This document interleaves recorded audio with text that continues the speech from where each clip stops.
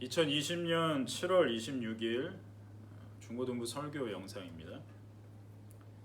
자, 오늘은 구원의 원인 세 번째 시간입니다. 우리가 함께 살펴볼 것은 진료에 관한 것인데요.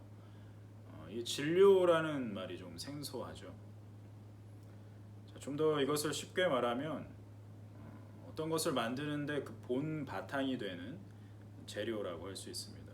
자, 예를 들어서 우리가 어떤 조각상을 조각한다고 했을 때, 로댕, 생각하는 로댕이라고 했을 때, 이 조각상을 만들 때 우리가 대리석으로 만든다 했을 때 대리석이 바로 이 재료가 되는 것이죠. 그래서 본 바탕이 되는 이 대리석이 진료가 되는 것입니다. 자, 어떤 목적이 있을 때 그 목적을 만들게 해주는 가장 중요하고 또 없어서는 안 될 재료가 바로 진료입니다. 자, 그래서 우리가 오늘 배울 구원의 원인 중에서 구원의 진료가 무엇이냐고 했을 때 그 진료가 바로 예수 그리스도의 공로다라고 얘기할 수 있는 것이죠. 오늘 본문 말씀을 함께 보면서 살펴보겠습니다. 오늘 본문은 요한일서 4장 9절과 10절입니다. 함께 읽어보겠습니다. 요한일서 4장 9절과 10절. 하나님의 사랑이 우리에게 이렇게 나타난 바 되었으니 하나님이 자기의 독생자를 세상에 보내심은 그로 말미암아 우리를 살리려 하심이라. 사랑은 여기 있으니 우리가 하나님을 사랑한 것이 아니요 하나님이 우리를 사랑하사 우리의 죄를 속하기 위하여 화목제물로 그 아들을 보내셨음이라. 아멘. 자, 여기에 구절을 보니까 지난주에 우리가 배웠던 구원의 동력이 나오고 있죠. 하나님의 사랑이었습니다.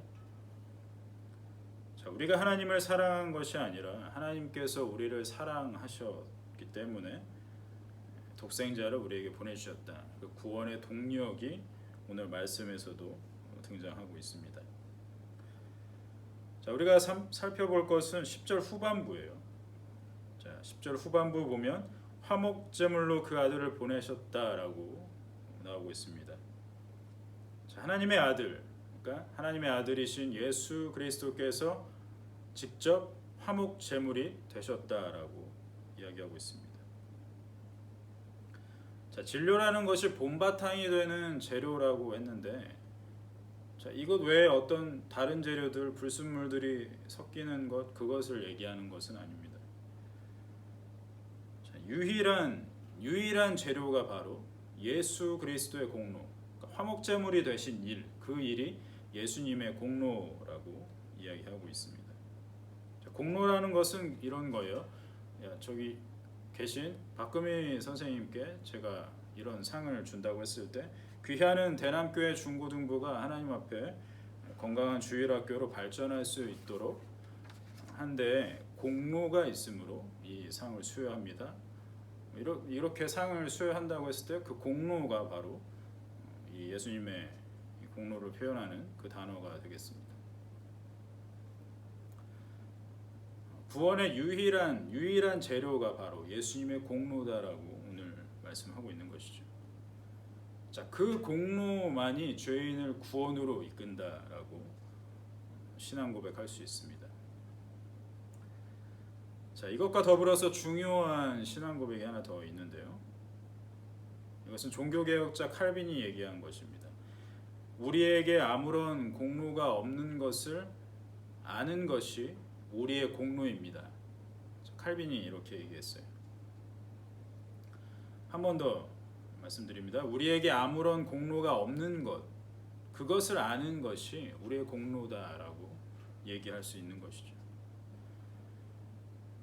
실제로 우리가 공로가 없죠. 우리에게는 공로가 없습니다. 왜냐하면 그것을 아는 것조차도 성령 하나님께서 깨닫게 해주셔야 우리가 알 수 있는 것이거든요. 그래서 사실상 우리의 공로는 아무것도 없는 것이죠. 오직 예수 그리스도의 공로로만 우리 죄인된 우리가 구원으로 이끌게 된다는 것입니다. 결국에는 우리에겐 아무런 공로가 없습니다라는 고백만 남는 거죠. 오직 예수 그리스도의 공로만 남게 된다고 우리가 신앙 고백할 수 있는 겁니다. 자, 그래서 성경은 우리가 예수님으로 인해서 구원의 공로를 얻을 그 기회를 갖게 해주는 것이 아니라고 얘기하죠. 그러면 뭐라고 말씀하십니까? 자, 예수님의 공로 그 자체를 우리가 갖게 된다고, 소유한다고 말씀합니다. 그러니까 예수님께서 직접 화목제물이, 죄인들을 위해서 화목제물이 된 그 공로를 우리가 그 자체를 소유하게 되는 거예요. 그래서 우리는 벌써 값없이 공짜로 얻게 된다고 말씀합니다. 우리는 아무것도 한 것이 없죠. 예수님의 공로가 우리의 것이 되기 때문에 우리가 어떤 것을 할 필요가 없는 것이죠. 어떤 것을 해서도 얻을 수 없는 것이죠.